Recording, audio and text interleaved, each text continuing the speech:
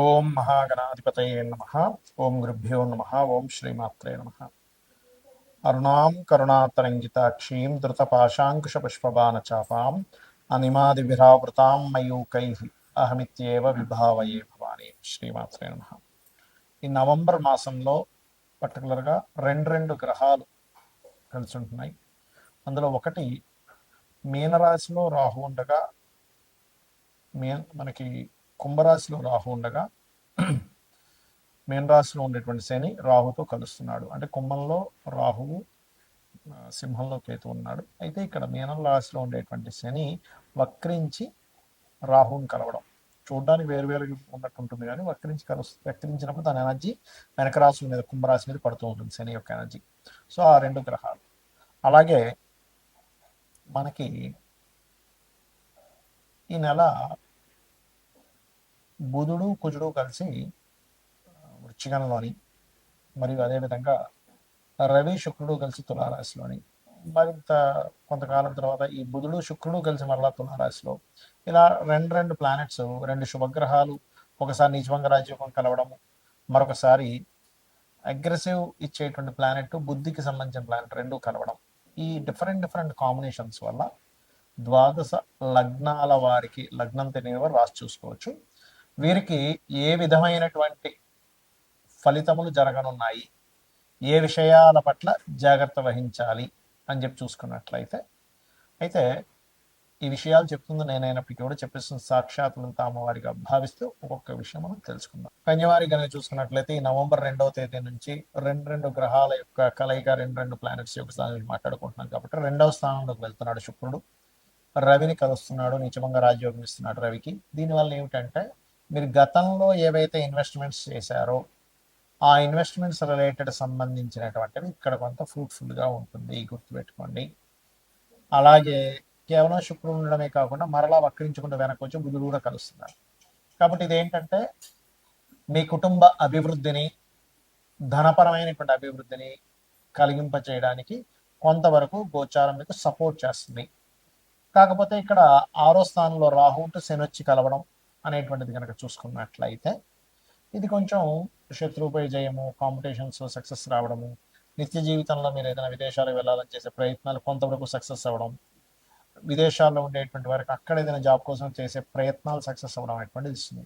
అయితే ఇక్కడ 3వ స్థానంలో కమ్యూనికేషన్ హౌస్, సిబ్లింగ్స్ హౌస్లో ఎప్పుడైతే కుజుడు బుధుడు ఉన్నారో, మీ సిబ్లింగ్స్తో కానీ లేకపోతే ఏదైనా అగ్రిమెంట్ రాసుకునేటప్పుడు కానీ ఈ రెండు గ్రహాల యొక్క కలయిక, దాని తర్వాత రవి కూడా వెళ్ళి కలుస్తున్నాడు కాబట్టి అగ్రిమెంట్స్ విషయంలో కొంచెం జాగ్రత్తగా ఉండండి. కాకపోతే మీరు పట్టుదలతో ఏదైనా ఒక పనిని అనుకొని దాన్ని సాధించడానికి కుజుడు మనకి కరేజ్ స్థానంలో ఉన్నాడు కాబట్టి ఇది మంచి ఫలితం ఇస్తాడు, అందులో ఎటువంటి సందేహం లేదు, గుర్తుపెట్టుకోండి.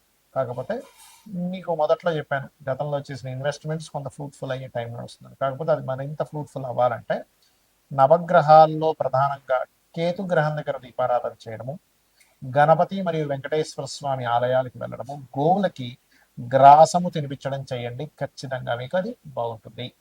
చాలామంది జాతకం చెప్పించుకోవడం వల్ల ఉపయోగాలు ఏమిటి అనేటువంటి అడుగుతున్నారు. అయితే నేను మీకు ఒక క్లారిటీ ఇస్తున్నాను, గుర్తుపెట్టుకోండి. జాతకం చెప్పడం అంటే ఎంతసేపు ఏలినాడ్సిన ఉంది, మీకు ఫలానా కాల్సపయోగం ఉంది, కదా గండం ఉంది, ఇలాంటివి మాత్రమే కాదు. అవన్నీ చాలా చిన్న అంశాలు ఏలినాడ్సిన అనేటువంటిది. ఎందుకంటే నేను నా ఎక్స్పీరియన్స్తో చెప్తున్నాను. జాతకం చెప్పిన తర్వాత ఏమంటే నాకు ఏలినాడ్సింది మీరు మాట్లాడలేదు అంటాడు. అది కాదు, అసలు జాతకం చెప్పడం అంటే కేవలం ఏలినాడ్సిన గురించి మాట్లాడడం కాదు. ఇది ఫస్ట్ గుర్తుపెట్టుకోండి. మీ జాతకం ఏం చెప్తుంది, మీరు పడుతున్నటువంటి శ్రమకి, మీరు టైం స్పెండ్ చేస్తున్నటువంటి సమయానికి ఏ మార్గంలో వెళ్తే మీకు అన్ని విధాల లైఫ్లో బాగుంటుంది అనేటువంటి ఒక పర్ఫెక్ట్ డైరెక్షన్ని చూపించేది జ్యోతిష్యం, గుర్తుపెట్టుకోండి. అంటే మీరు ఇప్పుడు మీ ధనయోగం పలానా దాంట్లో ఉందనుకున్నాం కాసేపు, ఏ టీచింగ్ దాంట్లోనో, హోటల్ దాంట్లోనో, ఫ్యాషన్ దాంట్లోనో ఉంది. కానీ వాటిని వదిలేసి ఇంకోటి ఏదో బిజినెస్ చేస్తున్నాం, లేకపోతే ఇంకోటి ఏదో చదువుతున్నాం. అంటే మనం వెళ్ళాల్సినటువంటి డెస్టినీ ఏదైతే ఉందో ఆ రూట్లో మనం జర్నీ చేస్తే ఆ డెస్టినీని ఎలా చేరుకుంటామో, అలాగే జన్మజాతకంలో చాలా క్లియర్గా మనం ఒక బిజినెస్ స్టార్ట్ చేస్తున్నాం, ఇది రైట్ టైమా కాదా, లేనట్లయితే మనం ఒక విషయాన్ని చదువుతున్నాం, ఒక ఒక విషయం నేర్చుకుంటున్నాం, ఒక స్కిల్ కావచ్చు, లేనట్లయితే ఏదైనా కావచ్చు, అది మీకు ఎంతవరకు పనిచేస్తుంది, లేదా ఒక ప్రాజెక్ట్ స్టార్ట్ చేస్తున్నారు. This is the right time or not. Not only project ఒకటే కాదు, చదువుకోవడం ఒకటే కాదు, బిజినెస్ ఒకటే కాదు, మీ లైఫ్లో మెయిన్ ఈవెంట్స్ ఉంటాయి. అంటే ఎలాంటివి?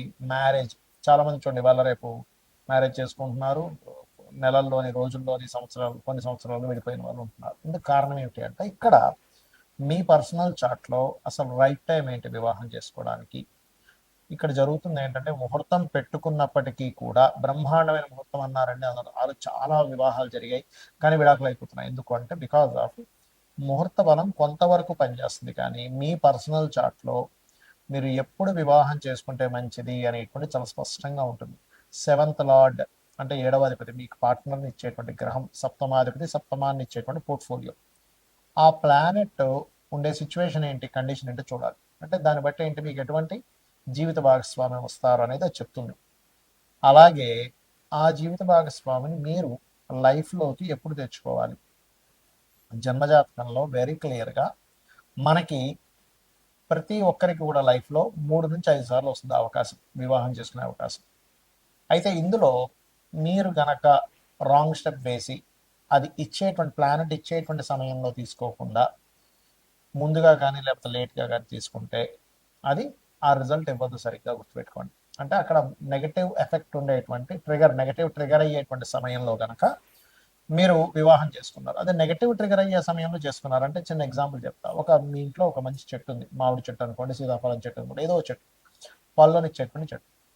అది ఇంకా పింద సమయంలో ఉన్నప్పుడే మీరు తెంపేసి దాన్ని మామిడి పండులా తిందామంటే కుదరదు, పుల్లగా ఉంటుంది.